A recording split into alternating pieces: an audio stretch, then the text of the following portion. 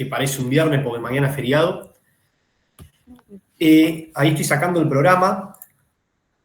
La clase anterior dimos la unidad 8.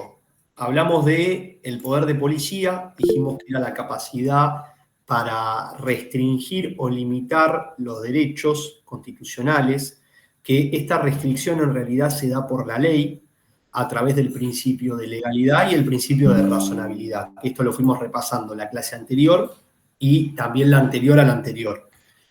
Hablamos de que el poder de policía podía ser amplio, es decir, cuando restringía muchas materias, que el objetivo era el bien común, salud, seguridad, ¿qué más? Economía, y el poder de policía en sentido restringido, que es cuando limita pocas cosas, sobre todo para mantener el orden público y la moral pública.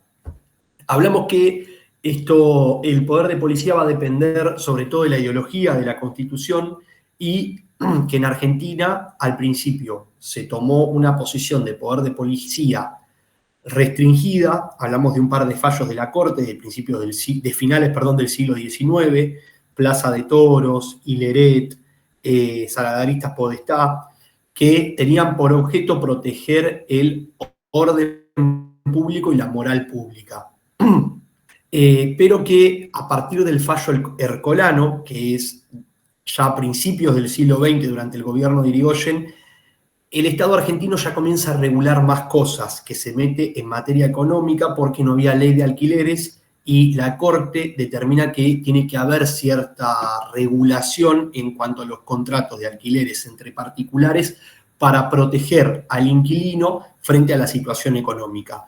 Obviamente que esto va cambiando a lo largo del tiempo. Hoy en día, en base al gobierno que tenemos y la legislación que se está sacando, tendemos más a ir a un poder de policía restringido donde no se regulan todas las materias, sino que se regulan pocas materias. Pero bueno, después también hablamos del estado de sitio. Dijimos que el estado de sitio era un estado de excepción constitucional porque solamente se declara frente a determinadas circunstancias de crisis y que la declaración del estado de sitio va a ser por un tiempo determinado, que es un estado de excepción. ¿Por qué? Porque se suspenden las garantías constitucionales y es el estado de mayor restricción en cuanto a nuestros derechos que contempla la Constitución. El estado de sitio no suspende la Constitución, sino que suspende las garantías. Es decir, la Constitución y el ordenamiento jurídico va a seguir vigente, pero las garantías van a sufrir ciertas suspensiones hasta que dure el estado de sitio. Dijimos que el estado de sitio se podía declarar en dos oportunidades, o frente a dos situaciones, mejor dicho, frente a conmoción interior, que es lo que los estadounidenses mencionan como violencia doméstica, es, por ejemplo, cuando el pueblo o parte del pueblo, para no decir todo el pueblo, pone en peligro la Constitución y a las autoridades creadas por la Constitución. Esto ocurrió en el 2001, donde el pueblo salió a la calle y quería, por así decirlo, pedir que el gobierno de la Rúa se vaya, y estaba poniendo en riesgo, obviamente, el poder ejecutivo creado por la Constitución. Y después también frente a un ataque exterior, es decir, cuando un Estado extranjero ataca a la Argentina.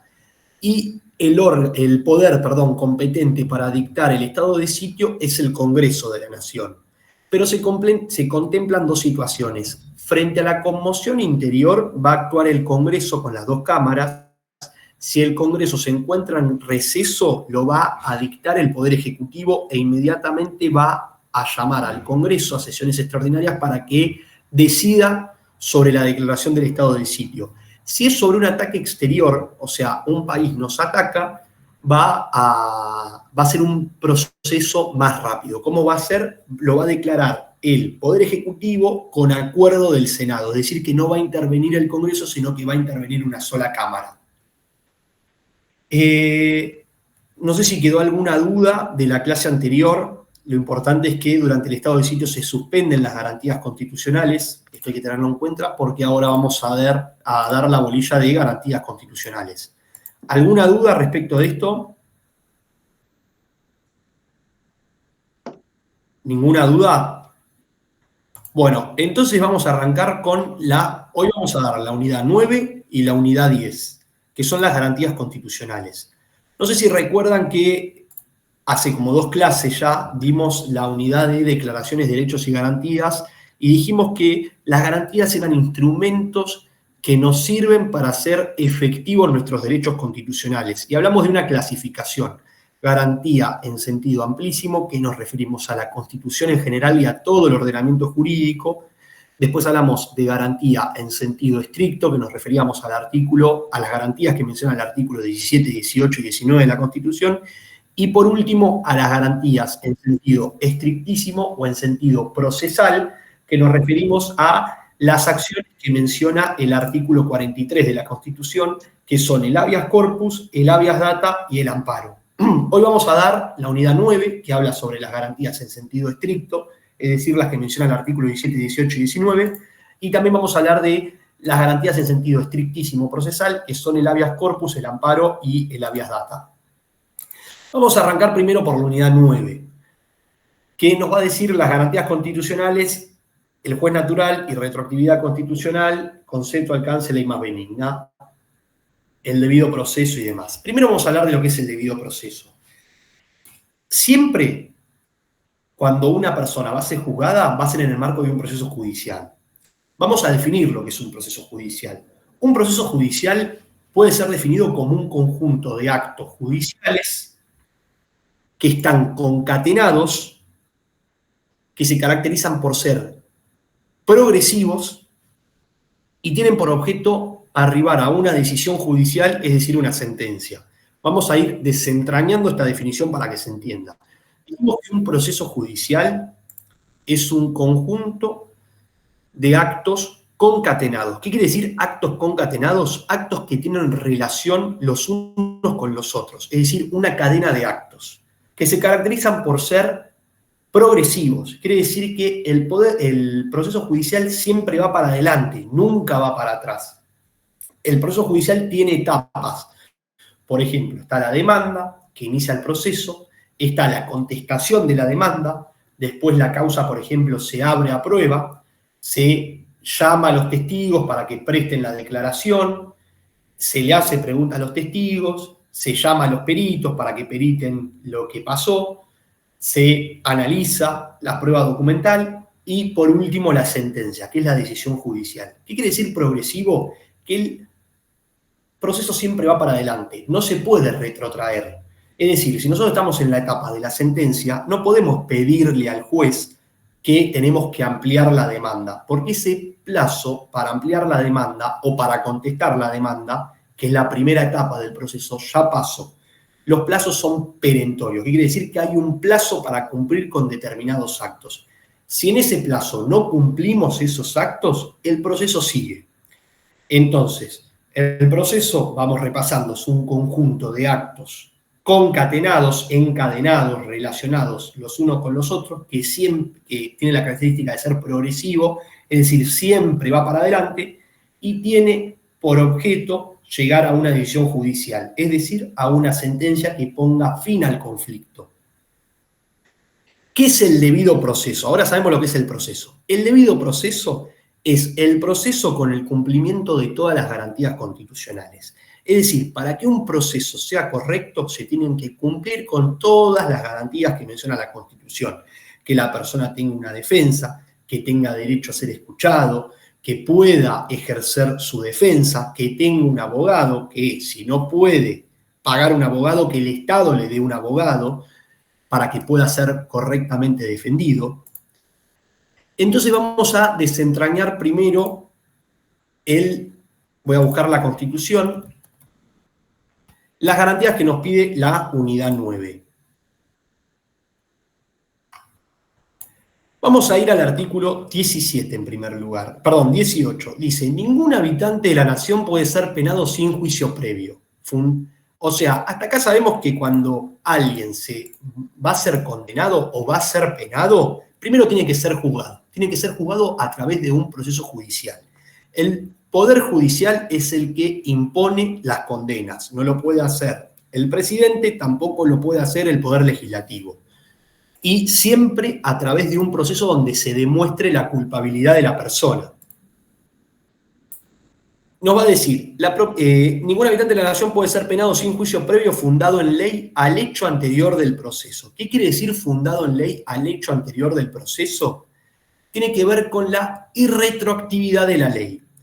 Cuando se sanciona una ley, el principio es la irretroactividad. Cuando se sanciona una ley, la ley se va a aplicar a futuro. Es decir, hoy en día, por ejemplo, no sé, me prendo un cigarrillo, un pucho al frente de ustedes, y mañana el Congreso dicta una ley de que fumar es un delito y la condena es de 5 años de prisión,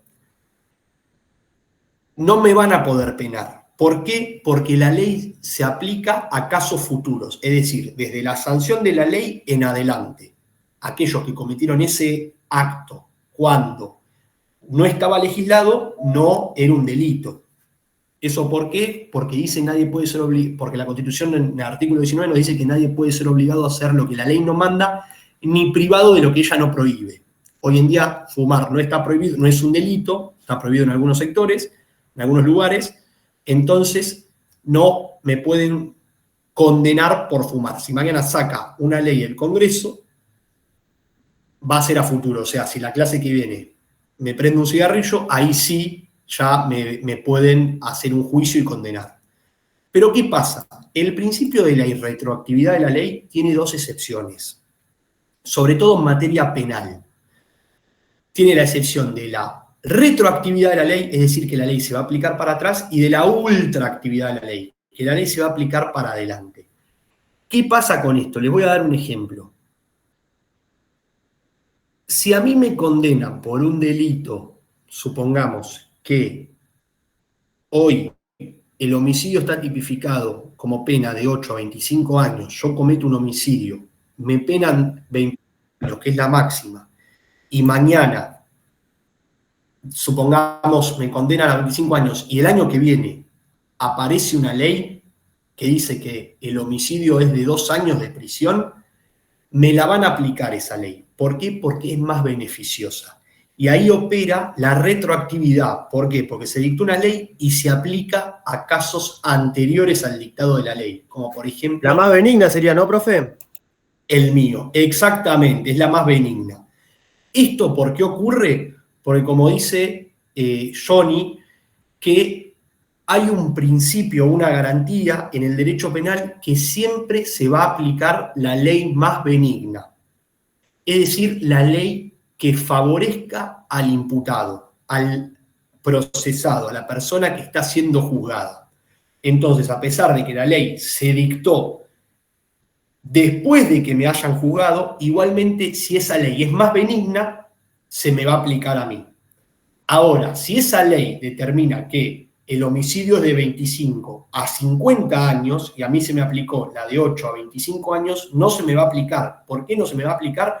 Porque no me resulta más beneficioso en la aplicación de esa ley. Al contrario, me perjudica. Como dijo Johnny, siempre se aplica la ley más benigna. Ese es el principio.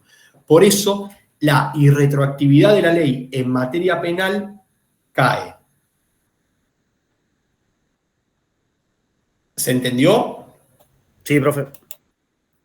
Sí, profe.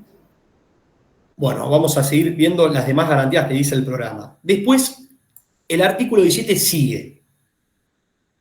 Dice, ni juzgado... Bueno, vamos a leerlo de vuelta. Ningún habitante de la nación puede ser penado sin juicio previo fundado en ley anterior al hecho del proceso, ni juzgado por comisiones especiales o sacado de los jueces designados por la ley antes del hecho de la causa. Ni juzgado por comisiones especiales ni sacado de los jueces de la ley designados. Esa parte de la oración se llama la garantía del juez natural. ¿Qué quiere decir la garantía del juez natural? Nosotros cometemos un delito y vamos a tener que ser juzgados por un tribunal o un juez que fue creado con anterioridad a que nosotros cometamos el delito. No se puede crear una comisión especial para que nos juzgue y después que tenga por el único objeto juzgarnos y después se desarme. Eso es lo que se llama una comisión especial. Es decir, yo cometo un delito, me tiene que juzgar un tribunal, supongamos el Tribunal Oral Criminal número 2 de La Plata, que ya fue creado con anterioridad que yo cometo un delito. No puede crearse un tribunal exclusivamente para juzgarme a mí, me juzga y después se desarma. Porque ahí se está violando la garantía del juez natural.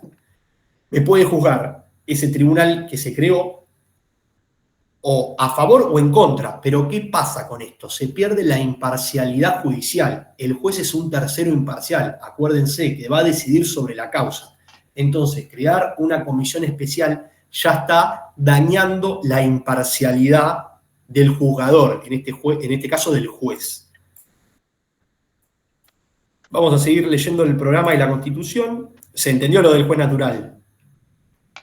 Sí, profe. Después, garantía del non bis in idem. Esto es una frase en latín, se la voy a simplificar. Quiere decir que nadie puede ser juzgado 2 veces por el mismo hecho. Como les dije anteriormente, el proceso es un conjunto de actos concatenados, característica progresivo, que tiene por objeto llegar a una sentencia. Cuando el Poder Judicial dicta una sentencia, es una decisión judicial. Esta decisión puede quedar firme como no. ¿Qué pasa si no queda firme? Se impugna esa decisión, es decir, se contradice esa decisión y se va a un tribunal más arriba para que decida la cuestión. Si no nos gusta lo que dice este tribunal, podemos ir todavía más arriba a la Corte a ver qué nos dice. Pero en algún momento la sentencia va a estar firme. ¿Por qué va a estar firme? Porque no la impugnamos o porque ya llegamos al límite de a la cima de la montañita, es decir, ya recorrimos toda la escalerita. Ahí ya hay una decisión judicial firme. Y si a nosotros la justicia nos dice que somos inocentes, ya fuimos juzgados por ese delito. ¿Qué pasa? Yo ahora, imagínense, cometo un delito, la justicia me juzga, dice que soy inocente, se presenta la prueba, yo me contrato un buen abogado, me defiende, etcétera, etcétera, no se demuestra mi culpabilidad y la justicia dice que no soy culpable. ¿Por qué hablo así de no se demuestra mi culpabilidad? Ahora les voy a explicar por qué. La justicia dice que no soy culpable. La sentencia adquiere firmeza. Ya me juzgaron, ya está. Y yo, al día siguiente de que adquiera firmeza la sentencia, voy a la televisión y digo, sí, yo cometí el delito. Listo, ya está, no me pueden juzgar. Ya me juzgaron por ese hecho. A pesar de que yo haya confesado, ya fui juzgado. ¿Fui juzgado de manera errónea? Sí, porque dijeron que no era culpable, pero ya fui juzgado. Eso quiere decir el principio del no bis in idem, no, nadie puede ser juzgado 2 veces por el mismo hecho, para castellanizarlo. Después vamos al programa. Principio de inocencia. ¿Por qué hablo de no culpable y demás? Porque una persona es inocente hasta que se demuestre lo contrario. No sé si alguna vez vieron una película de Estados Unidos, que en Estados Unidos se respeta mucho esto, que le preguntan al imputado cómo se declara antes de empezar el proceso y él dice no culpable, y no es que dice me declaro inocente, es porque la persona sigue siendo inocente. Por eso dice no culpable, porque ya es inocente para la ley. Lo que se tiene que demostrar es que es culpable, y ahí cae el principio de inocencia. O sea, durante el transcurso de todo el proceso judicial, la persona es inocente, y el que tiene que demostrar la culpabilidad es la otra parte. En un caso penal sería el que tiene que demostrar la culpabilidad es la fiscalía. El imputado se defiende lo que le van diciendo. Lo mismo en el derecho civil, por así decirlo. Está la parte actora, que es el que demanda, y la parte demandada, que es el que es demandado. No sé, me están diciendo que yo hice tal cosa, que yo le rompí al vecino de abajo el departamento porque le cayó un montón de agua porque el mío se me inundó porque no cerré la canilla. Ellos tienen que demostrar que fue culpa mía. Yo me voy defendiendo de lo que dicen, porque yo hasta tanto soy inocente. Me quieren hacer un daño sin perjuicio por eso, que decir, no es una condena, sino privativa de la libertad como en derecho penal, sino que es pagar los arreglos y demás, tienen que demostrar que fui culpable de esos daños. ¿Se entendió el principio de inocencia? Hasta ahora, todo es fácil, ¿o no? Si hay alguna duda, igual pregúntenme. Yo se los trato de pasar a tierra con ejemplos para que sea más sencillo todavía.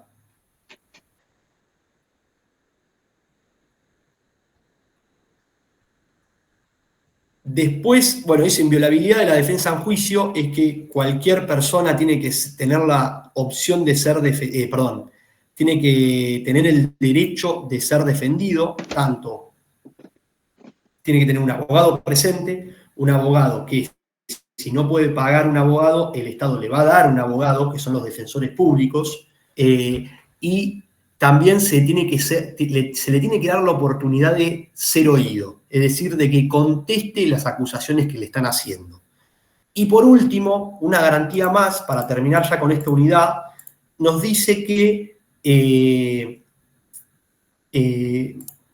la Constitución, aguarden un segundo que la estoy abriendo, el artículo 18 nos dice que nadie está obligado a declarar contra sí mismo. Que esto también se ve mucho en las películas yanquis, cuando llaman a una persona a declarar y dice, me acojo a la quinta enmienda. ¿Por qué? Porque en Estados Unidos, la Constitución de Estados Unidos dice lo mismo que la Argentina en la enmienda 5. ¿Qué quiere decir esto? Que no nos pueden obligar a declarar contra nosotros. Pero vamos a hacer una distinción, porque en Estados Unidos hay dos teorías, por así decirlo. En Estados Unidos, cuando vas a declarar contra vos mismo y la declaración te puede jugar en contra porque estarías confesando un delito, vos tenés que decir me acojo a la quinta enmienda. Acá hay dos teorías. ¿Qué pasa? Hay dos tipos de prueba. Está la prueba testimonial, que por ejemplo me llaman a mí como prueba testimonial, me llaman como testigo. Que es un testigo, una persona que estuvo presente en el hecho. Y me empiezan a preguntar. Me empiezan a preguntar, ¿vos qué viste? No, vi cómo fulanito mató a menganito. Ah, ¿y qué estabas haciendo? No, estaba justo pasando por la calle. Y estabas, supongamos, ¿no? Y estabas bajo los efectos de alguna sustancia. Sí, ¿de qué sustancia? Imagínense que consumir cocaína sea un delito. Y yo no quiero decir que consumir cocaína, si no me hacen un proceso a mí, digo, no voy a declarar contra mí mismo por el artículo 17 de la Constitución. Listo, perfecto, pasó la pregunta. Pero ¿qué pasa si digo, no había consumido nada, no, estaba perfecto? Ahí estoy mintiendo. ¿Qué pasa si mentís en una prueba testimonial, en una declaración testimonial? Te pueden imputar por un delito. El delito es el de falso testimonio. O sea, con la prueba testimonial siempre hay que decir la verdad. Porque si se prueba que estamos mintiendo, nos pueden imputar del delito de falso testimonio. Ahora bien, ahora está la prueba confesional. ¿Qué es la prueba confesional? Es cuando vas a declarar, pero no vas en calidad de testigo, vas en calidad de protagonista. Como por ejemplo, yo fui menganito que maté a fulanito y voy a declarar yo, la persona que está siendo acusada de homicidio. Ahí hay dos teorías. Como una persona nunca o no va a querer admitir su culpabilidad y seguramente termine mintiendo, en Argentina hay dos teorías. Hay una teoría que dice que se puede mentir porque estás declarando contra vos mismo y nunca vas a decir por completo la verdad si es que te compromete, entonces no es que se puede mentir. No se puede mentir, pero no te van a imputar por falso testimonio si mentís. Y la otra teoría es que, a pesar de que sea prueba confesional y mentís, te imputen de falso testimonio. Mi opinión es que se puede mentir, por así decirlo. A una persona, cuando la llaman a declarar como prueba confesional, no es si va a mentir, lo aconsejable es que no declare. Pero si va a declarar igual, para mí puede mentir y no la pueden imputar por un delito de falso testimonio. ¿Por qué les hablé de Estados Unidos? Porque los yanquis consideran que nunca se puede mentir, sea confesional o sea testimonial la prueba. Es decir, cuando vos estés declarando y hay una pregunta que te está comprometiendo, para los yanquis tenés que decir, me someto a la quinta enmienda. Acá no. Y la mayoría de la doctrina de los jueces entienden lo mismo que yo, como es confesional y está en juego tu libertad o algo, no te deben imputar por falso testimonio si mentís en tu declaración. Y también te podés negar a declarar, porque nadie puede ser obligado a declarar contra sí mismo. Eso dice la Constitución. Te podés negar a declarar si te llaman a declarar y vos sos el imputado. No te podés negar a declarar si sos testigo. Como testigo te podés negar a contestar ciertas preguntas que por ahí te comprometen y por ahí la respuesta hace que te imputen otro delito. ¿Se entendió lo de nadie está obligado a declarar contra sí mismo? ¿Sí? Sí. Hoy estamos... Sí, profe. Mejor así vamos rapidito y ya empieza el fin de largo. Bueno, me alegra que se esté entendiendo todo. Después, régimen carcelario argentino, nos dice la unidad 9. De esto ustedes van a saber más que yo. Yo, aparte, ni siquiera ejerzo penal. Y nos habla de finalidad de la pena. Así que voy a hacer un breve comentario para dar por finalizada la unidad. El Código Penal establece 4 tipos de pena: reclusión, prisión, multa e inhabilitación. Reclusión y prisión hoy en día en la práctica son lo mismo. Antes se hacía esta distinción. La reclusión era algo menos lesivo, por así decirlo, una condena menos gravosa que la prisión. La reclusión consistía en la pena privativa de la libertad, es decir, nos privaban de nuestra libertad y además nos hacían trabajar, privados de nuestra libertad. Eran los presos que trabajaban. La prisión era solamente la privación de la libertad. Multa es, como sanción, te imponen el pago de una suma de dinero. Es decir, es una sanción emanada por una autoridad competente contra un bien jurídico económico o sobre la propiedad, por así decirlo, porque nuestro dinero es parte de nuestra propiedad, no sobre nuestra libertad. E inhabilitación consiste en que nos inhabilitan, como dice la palabra, es decir, no nos dejan realizar ciertas actividades. Como por ejemplo, yo cometo un delito, no sé, voy a hablar de un caso. Seguramente los que son de La Plata lo deben haber escuchado porque sale en el diario El Día y demás. La Toretto de La Plata, también salió en la televisión, esa chica que venía como corriendo una picada, no sé bien, y pisó a alguien que venía en una moto. A esa chica la pueden, primero, aplicar una pena de prisión o reclusión, privándola de su libertad y a su vez inhabilitarla para conducir. Es decir, por determinado tiempo o de manera perpetua, se le puede prohibir del manejo de automóviles. Esto es lo mismo que está pasando con la expresidenta ahora, que se la condenó a prisión por 6 años y a su vez se la inhabilitó para ocupar cargos públicos, es decir, de manera permanente. Es decir, que Cristina Kirchner tiene 2 tipos de pena: la pena privativa de la libertad y además se le limitó cierta actividad, que es el ejercicio de cargos públicos. Y después, bueno, acá tenemos las 4 penas. Después tenemos la finalidad de la pena. Siempre que esto es una discusión totalmente abierta y hay un montón de teorías, yo les voy a contar las 2 teorías principales de manera sencilla. Siempre está la discusión de si la pena es un castigo o si la pena sirve para reinsertar a la persona en la sociedad. O sea, la teoría de la reinserción, ¿qué dice? Dice que a la persona que cometió un delito hay que separarla de la sociedad y llevarla, por ejemplo, a un establecimiento carcelario para que esa persona esté alejada y se proteja a sí misma y a su vez la sociedad esté protegida de esa persona, a esa persona educarla nuevamente, así luego se la reinserta a la sociedad como una persona nueva y no vuelve a cometer un delito. En cambio, la otra teoría, que es las penas son un castigo, es que la persona, por el daño que causó, sufra una consecuencia, que en este caso es la privación de la libertad. Es decir, no la privación de la libertad en este caso no sería para reeducar a la persona y que se vuelva a insertar a la sociedad. Sería básicamente como un castigo. Le sacamos la libertad por el daño que causó.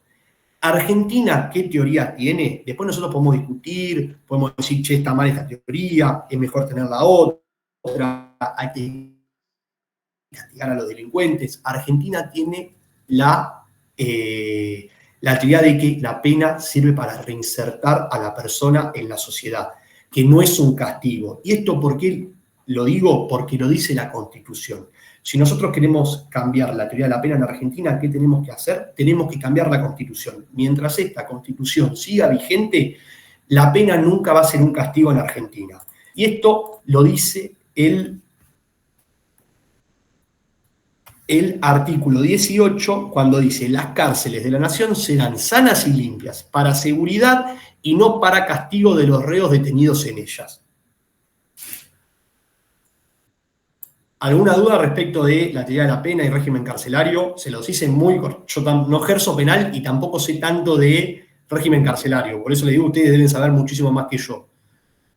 ¿Alguna duda? ¿O alguien quiere agregar algo? No, profe, quedó claro. Bueno, perfecto. Estamos yendo a las chapas hoy. Bueno, damos por finalizado la unidad 9, entonces. Y empezamos con la 10. Como les dije al principio de la clase, las garantías eran instrumentos que utilizamos para hacer efectivo el ejercicio de nuestros derechos constitucionales. Y las clasificamos en sentido amplio, estricto, estrictísimo, y ahora vamos a ver las garantías en sentido estrictísimo o las garantías procesales. ¿Cuáles son? Habeas corpus, habeas data y amparo. ¿Dónde están? En el artículo 43 de la Constitución. El artículo 43 tiene 4 párrafos. El primer párrafo va a hablar de el amparo. El segundo párrafo va a hablar del amparo colectivo. El tercer párrafo va a hablar del habeas data y el cuarto va a hablar del habeas corpus. Vamos a empezar por el habeas corpus, que ustedes también lo deben ver seguido en el trabajo. Aguárdenme un segundo. Apago la cámara un segundo.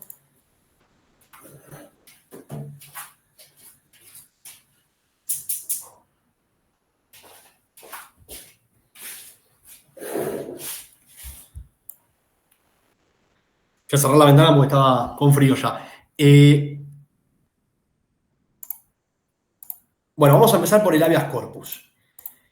En cuanto a los antecedentes del habeas corpus, es una acción que siempre existió. Se dice que en Inglaterra en el siglo XIII ya existía, que antes de que se crease el país, acuérdense que el país cuando se crea, esto lo vimos en la clase de Estado, cuando una comunidad dicta la Constitución y se organiza jurídicamente. Es decir, que el país nace, Argentina como la conocemos hoy, nace 1853 o 1860.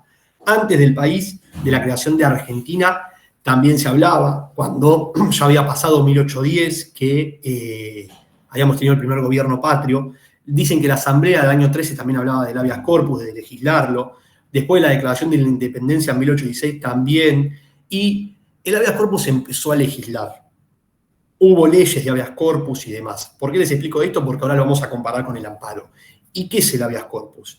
El habeas corpus es una acción expedita, rápida, es decir, que tiene que tener rápida resolución, que protege la libertad de la persona.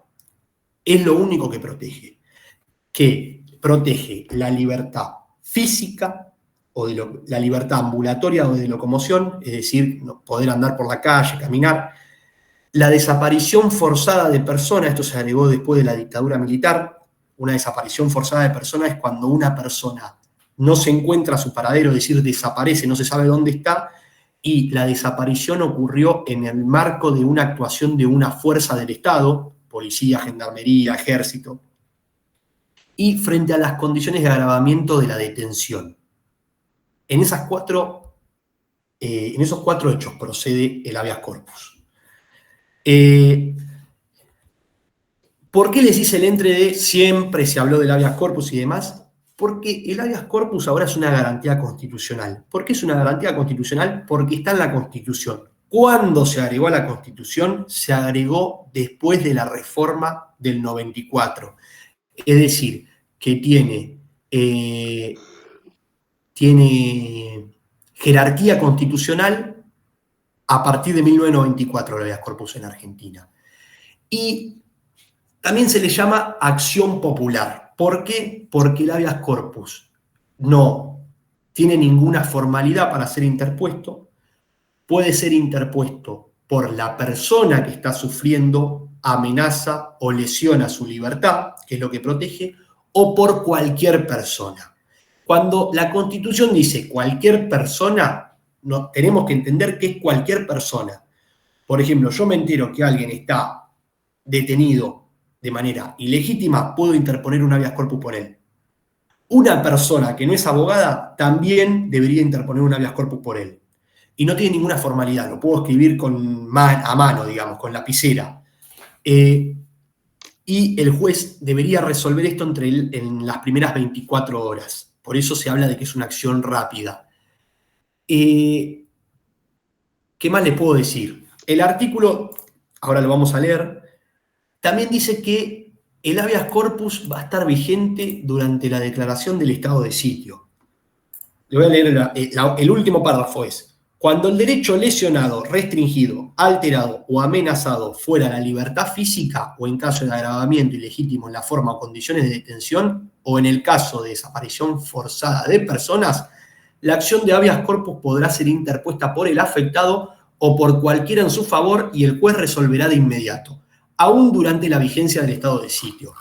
Pero acuérdense, en la clase pasada cuando dimos estado de sitio, yo les dije que se suspendían las garantías constitucionales.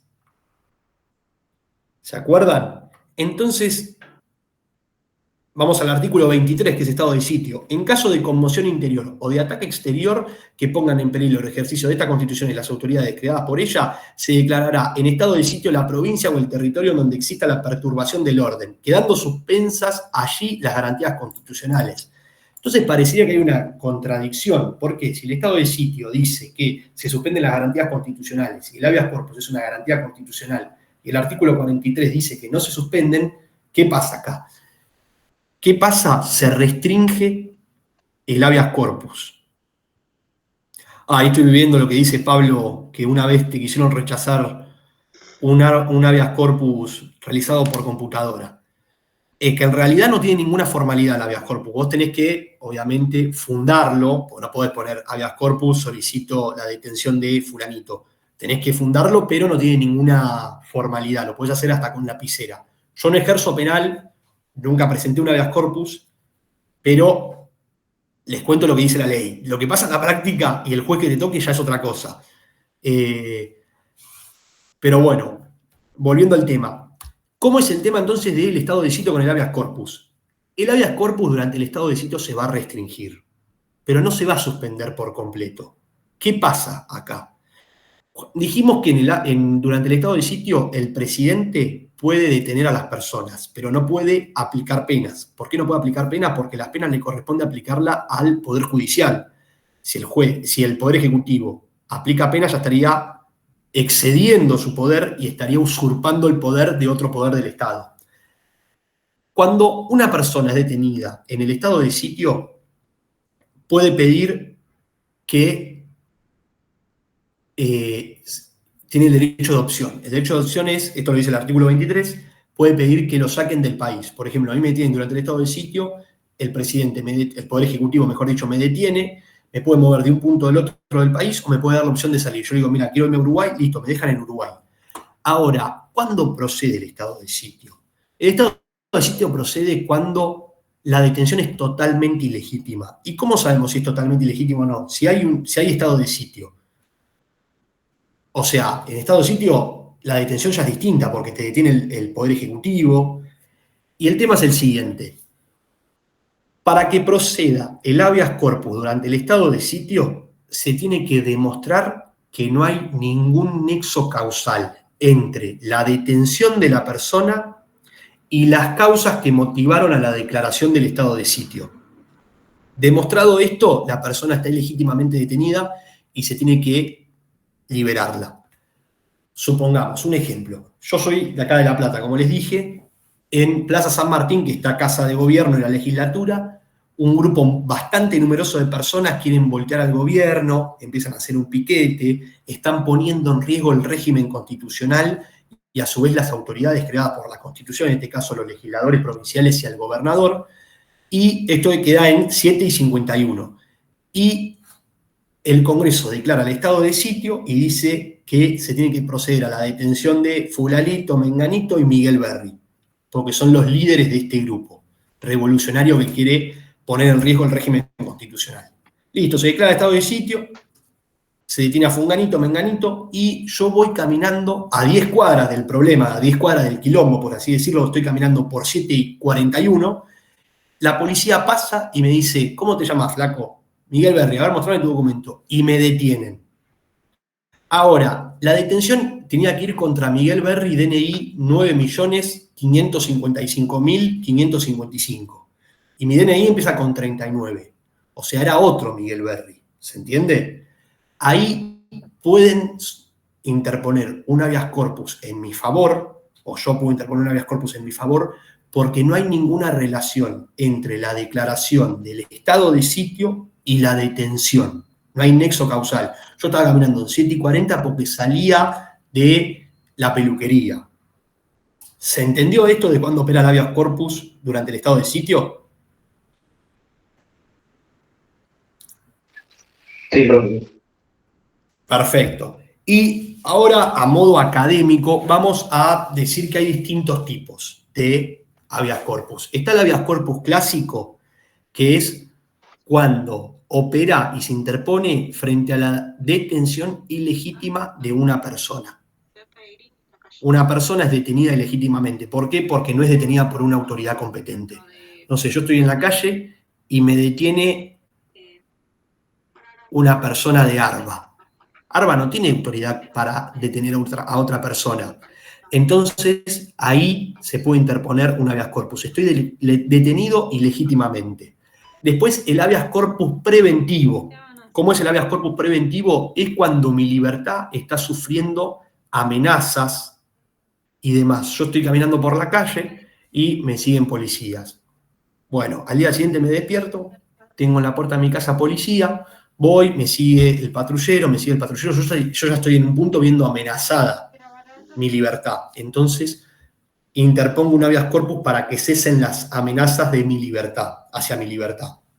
Y después, el habeas corpus reparador. O sea, tenemos el habeas corpus clásico, preventivo y reparador, que es cuando yo estoy detenido legítimamente, o sea, me detuvo la autoridad competente para detenerme por un motivo, hubo una orden de detención hecha por un juez, la orden de detención está perfecta, pero con condiciones que no permite la Constitución. Me detuvieron y me metieron en un cuarto de 1 metro por 1 metro que tengo que estar parado, sin ventanas, sin contacto con otras personas. Ahí se puede también interponer un habeas corpus para reparar el estado en el que estoy, frente a las condiciones de agravamiento de la detención. Estoy detenido legítimamente, pero en condiciones que no debería estar. ¿Se entendió el habeas corpus? Bueno, para terminar, vamos a amparo. Esto es fundamental para el examen, ¿eh? Ya se los adelanto. Alguna pregunta de amparo o de habeas corpus va a haber, ¿eh? Vamos a amparo. Y les voy a contar un cuentito, por eso les hice el entre de cuando les hablaba de habeas corpus, del tema de siempre estuvo el habeas corpus, adquirió constitucionalidad en el 94. El amparo también alcanzó su nivel constitucional con la reforma del 94 porque se incorporó en el artículo 43 de la Constitución. ¿Qué pasa acá? No se hablaba tanto de amparo, no estaba legislado en las leyes el amparo, y lo terminó creando la justicia, lo terminó creando la Corte, que es lo que se llama en el derecho creación jurisprudencial. ¿Por qué? Porque lo creó la jurisprudencia, lo crearon las sentencias de la Corte. ¿Cómo se crea el amparo? ¿En qué caso? En el fallo Siri. Siri como la del teléfono, y en el fallo COT, con K, K-O-T. 1955 aparece una dictadura militar que se autodenomina la Revolución Libertadora, que es la que proscribe el peronismo, y había una persona que se llamaba Miguel Ángel Siri. Miguel Ángel Siri era una persona peronista que tenía un diario en Mercedes y que sacaba artículos en su diario, en la ciudad de Mercedes, a favor del peronismo y en contra de los militares. Y en contra de las Fuerzas Armadas. Un día va al diario, a su establecimiento, a su trabajo, y hay un policía en la puerta. El policía, Siri le dice, hola, ¿qué tal? Voy a pasar a mi lugar de trabajo, a mi oficina, yo soy propietario. No, no puede pasar. ¿Cómo que no puedo pasar? Sí, no puede pasar. ¿Pero por qué? Por orden del comisario. Siri va, habla con el comisario, le dice, hola, ¿qué tal? Mira, me encontré a un policía en la puerta que no me deja pasar a mi trabajo. Sí, no puedo, fue una orden mía. ¿Y por qué? Por orden de más arriba. Cuestión, Siri presenta un habeas corpus. Les pregunto a ustedes, con esta historia, ¿qué derechos están en juego? ¿Qué derechos estaban lesionando de Siri?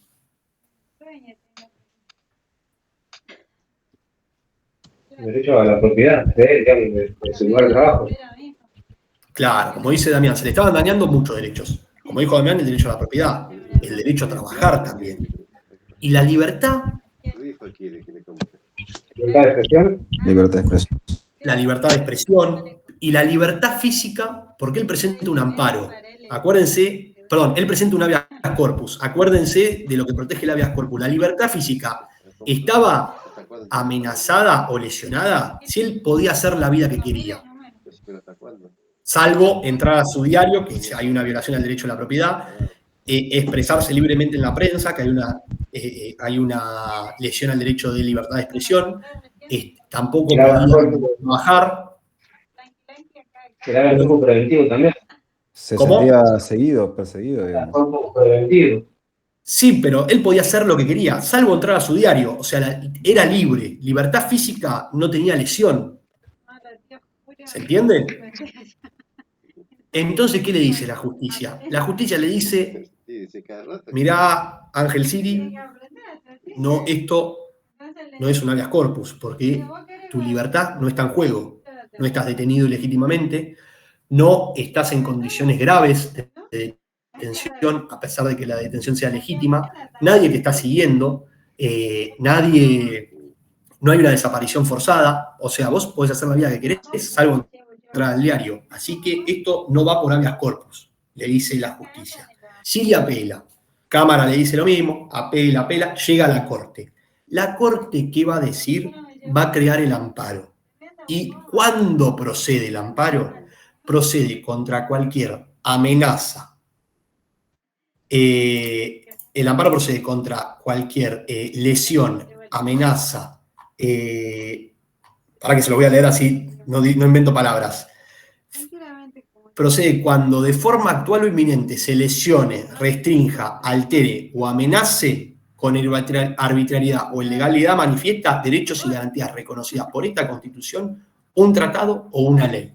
Es decir, que el amparo va a proceder frente a la lesión, restricción, alteración o amenaza de un derecho que establezca la Constitución, un tratado o una ley.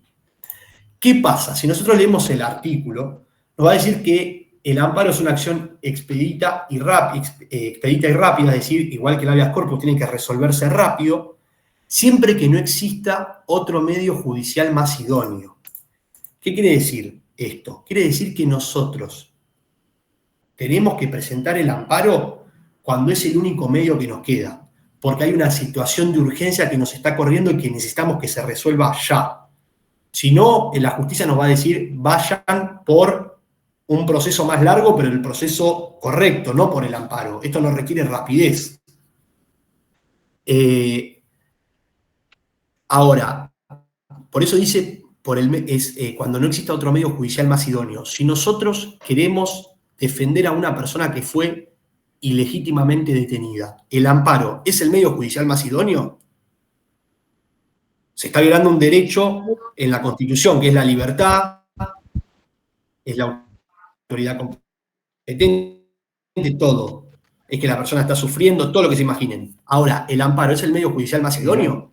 ¿Por qué, Damián? Porque ahí sí tendría que hacer una escolta.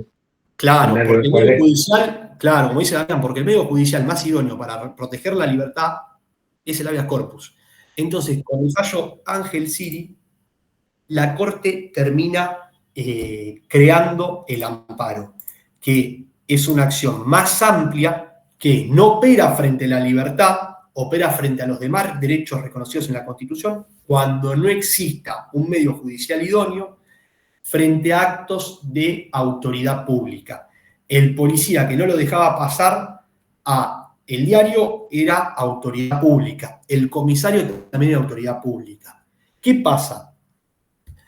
Al año siguiente, esto fue en 1957 lo de Ángel Siri, al año siguiente había un empresario que se llamaba Cot. Hola, Florencia, no hay problema. Dimos la unidad 8 entera y ahora dimos habeas corpus y ahora estamos dando amparo, la unidad 9. Y con esto ya cerramos. ¿Qué pasa? Al año siguiente, en el 58, aparece Cot. Cot era dueño de una empresa textil y por un problema gremial los empleados le toman la fábrica. Entonces a Cot no lo dejaban trabajar, le estaban lesionando el derecho al trabajo, le estaban lesionando el derecho de contratar, le estaban lesionando el derecho de propiedad también, muy parecido a Siri. Presenta un amparo, Cot, porque dice, bueno, la Corte creó el amparo con Ángel Siri, vamos a presentar un amparo nosotros. Y la justicia le rechaza el amparo. ¿Por qué le rechaza el amparo? Porque en Siri había dicho que el amparo procedía frente a actos de autoridad pública. Y en este caso, ¿los empleados de una fábrica son autoridad pública? No, son particulares. El caso llega a la Corte. ¿Y la Corte qué va a hacer? Va a extender el amparo. Entonces va a decir que el amparo procede frente a actos de autoridad pública o de particulares. Vamos a leer el artículo para que se entienda. Toda persona puede interponer acción expedita y rápida de amparo siempre que no exista otro medio judicial más idóneo, contra todo acto u omisión de autoridades públicas, fallo Siri, o de particulares, fallo Cot, que en forma actual o inminente lesione, restrinja, altere o amenace con arbitrariedad o ilegalidad manifiesta, es decir, la lesión tiene que ser de manera clara que es arbitraria o que es ilegal. Se demuestra que está claro que ese acto nos está perjudicando y que no tiene ningún tipo de sustento. Derechos y garantías reconocidas por esta Constitución, un tratado o una ley. Esto de los amparos se da mucho en temas de salud, por ejemplo, que es cuando las obras sociales deniegan un medicamento. Un medicamento, por ejemplo, frente a un paciente oncológico.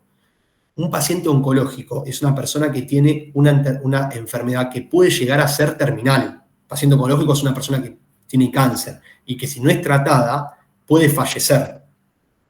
Entonces, ¿el amparo es el medio judicial más idóneo? Vamos a ver. O sea, la persona tiene una cobertura de salud y la obra social le deniega la cobertura de salud sin ningún tipo de fundamento válido, porque la persona siempre pagó al día, siempre no tiene deuda. ¿Es la acción más idónea? Sí. ¿Por qué? Porque se necesita una resolución rápida, porque si no la persona por ahí, si no recibe el tratamiento, fallece. ¿Protege un derecho de la Constitución de un tratado de una ley? Sí, hay un montón de leyes en Argentina que hablan sobre la salud, tratados internacionales sobre el derecho a la salud. Dentro de la Constitución, en los derechos no implícitos está el derecho a la salud, entonces sí, procede. Este es un caso práctico que les doy. No encuentro la Constitución, acá. ¿Es un acto de autoridad pública? Y depende. Si es de idioma, por ejemplo, que es una obra social del Estado, sí. Ahora, si es de ODE, es de particulares, también procede. ¿Se entiende el amparo? Bueno. Sí, profe. Perfecto. Bueno, hoy están entendiendo todo, me encanta. Y vamos a, no sé si están entendiendo todo o me están diciendo sí para empezar el fin de rápido. No, es que, profesor, perdón, ya hemos hecho un trabajo de habeas corpus en derecho procesal profundizado. Ah, y Amparo también Así que tenemos un poquito de eso. ¿Y Amparo también lo vieron o solamente vieron habeas corpus? No, habeas corpus. Ah, bueno, perfecto. Ah, no sabía. Bueno, buenísimo. Así Capaz que debe ser eso. Ya están refrescando un poco lo que estudiaron en su momento. Bien. Pero bueno, si hay dudas, obviamente consúltenme, ¿eh? Estamos acá para eso. Yo todo lo que les estoy diciendo lo dicen los libros con otras palabras, pero lo pueden encontrar en cualquier lugar. Por eso, si tienen dudas, pregunten. Y después, el segundo párrafo del artículo 43, habla del habeas corpus, del amparo colectivo, que es aquellos derechos, se interpone frente a aquellos derechos que lesionan, frente a aquellos actos, que lesionan a un número indeterminado de personas. Por ejemplo, en pleno centro de La Plata, ponen una fábrica que contamina el medio ambiente y que hace que nos enfermemos todos, es un acto particular, eso. Y está dañando un montón de derechos reconocidos en la Constitución, el derecho al medio ambiente, el derecho a la salud y demás. Y es un amparo colectivo, ¿por qué? Porque lo interpone una persona en beneficio de muchas. En este caso sería de todos los platenses, ¿se entiende? O de toda la persona que habiten en esta ciudad. ¿Y qué pasa acá? ¿Quién va a estar legitimado a interponer este amparo? Va a estar legitimado el damnificado. Yo, por ejemplo, soy platense, vivo en la ciudad de La Plata y esto me está perjudicando mi salud. Puedo interponer el amparo. Puede interponerlo una asociación creada a ese fin, por ejemplo, voy a inventar, Asociación del Medio Ambiente Platense, es una asociación que tiene por finalidad proteger el medio ambiente de La Plata, o el Defensor del Pueblo. Esto nos dice la Constitución en el artículo 43, segundo párrafo. Podrá interponer esta acción contra cualquier forma de discriminación en lo relativo a los derechos que protegen al ambiente, a la competencia, al usuario y al consumidor, así como los derechos de incidencia colectiva en general, el afectado, en este caso sería yo, el defensor del pueblo y las asociaciones que propendan a esos fines, registradas conforme a la ley, la que determinará los requisitos y formas de su organización. En mi opinión, esto no lo dice la Constitución, pero en mi opinión, la Constitución se olvidó de un legitimado para interponer esta acción. ¿Cuál es el legitimado? Les pregunto a ustedes. Hablamos de defensor del pueblo, hablamos de el afectado y hablamos de asociaciones. Ahora, ¿qué órgano o qué organismo conocen ustedes que protege los intereses de la comunidad? Que el trabajo de ustedes tiene mucha relación, no es que les estoy haciendo una pregunta difícil, que se comió el artículo 43 para mí.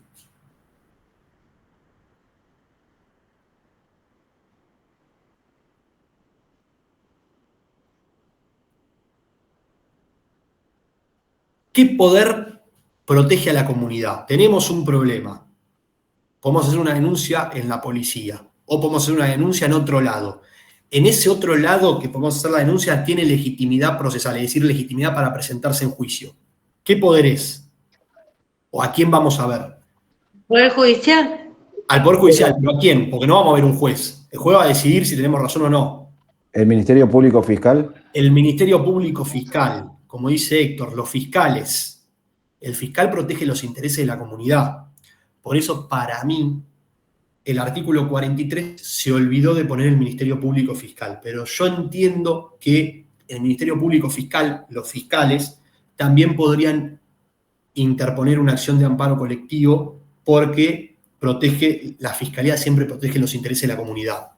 Cuando hay un asesinato, el fiscal acusa a una persona de asesinato no para proteger al asesinado, sino también para proteger los intereses de toda la comunidad. ¿Se entendió? Amparo. Bueno, pregunta del millón que ya me imagino la respuesta. ¿Quieren seguir un poquito más o quieren dar por terminada la clase acá y empezar con el fin de semana? Ya está, profe. Bueno, ya está. Entendimos todo. Bueno, antes de que se vayan, si tienen dudas, lo vemos en la clase que viene o me consultan por mail. Estudien esta parte porque una pregunta de habeas corpus o de amparo va a haber. Después, el examen va a ser el 3 de julio. No sé si tienen alguna duda en lo relativo al examen.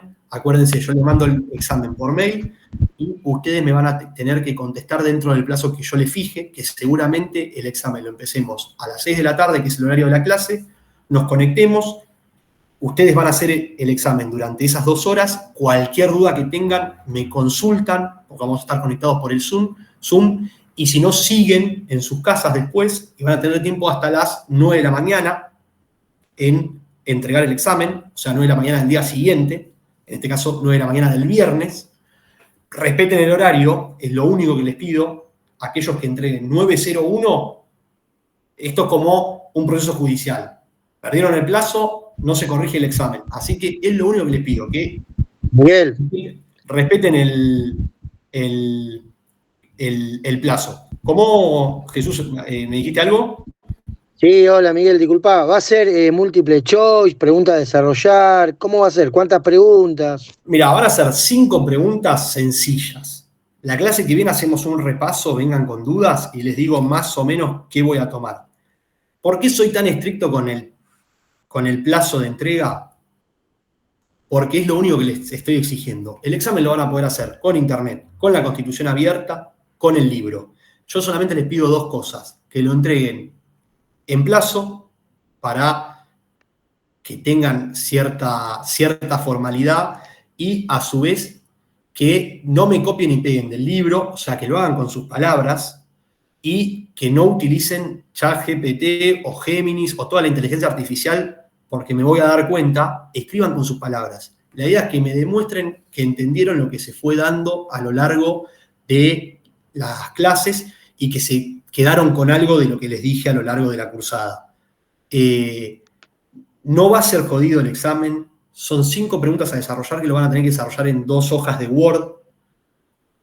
Les voy a poner ese límite para que alguien no me escriba 50 hojas, porque después tengo que leer como 40 exámenes. ¿Qué más? Son preguntas que se vieron en clase, como por ejemplo, no sé, ¿qué es el Estado? Mencione sus elementos y desarrolle uno. Son preguntas así, o explique lo que es el amparo, cómo surge el amparo, y van a tener que decir: el amparo es un medio judicial, es una garantía constitucional que tiene por objeto proteger cualquier derecho reconocido en esta Constitución frente a una lesión, restricción, amenaza o alteración del derecho realizado por actos de autoridad pública o privada, y su creación fue con el fallo Siri, que pasó esto, y el fallo COT, que pasó esto. O sea, son preguntas sencillas. Y me perdí, no me acuerdo qué les estaba diciendo. Y nada, solamente les pido que no copien ni peguen del libro, que me demuestren, digamos, que se quedaron con algo de la materia y que cumplan el horario. Es con lo único que me pongo la gorra, por así decirlo. Después, con lo demás, la idea es que aprendan y la idea es que aprueben la materia. Mi idea no es desaprobarlos. Y nada, nos vamos a conectar. Cualquier duda que tengan me consultan durante esas 2 horas y después siguen solos y me entregan hasta la fecha de entrega, que seguramente sea viernes 9 de la mañana o a más tardar viernes 10 de la mañana. Y el examen se los voy a mandar por mail. Ustedes, cuando me respondan el examen, al nombre del archivo que me van a adjuntar en el mail le van a tener que poner su nombre, como por ejemplo, no sé, Jesús Arce, parcial SPB, Servicio Penitenciario Bonaerense, y yo les voy a responder recibido y después a los pocos días les voy a mandar la nota. ¿Se entendió lo del examen, Jesús? ¿O el que me preguntó, que no me acuerdo quién era? Sí, yo era, sí, perfecto. Va, yo al menos me quedó claro, no sé mis compañeros. Bueno, Pero sí, la clase que viene lo seguimos charlando, hacemos un repaso, vamos punto por punto del programa. Yo les voy a decir: a esto denle mucha bola, a esto más o menos, a esto, y lo vamos viendo. Si tienen dudas, me pueden mandar un mail o lo vemos la clase que viene. Pongan el presente y listo. Si ya empieza el finde, así que buen finde para todos. nos vemos. Gracias, próximo profe, fin de. igualmente. Buen fin de. Chao, buen finde.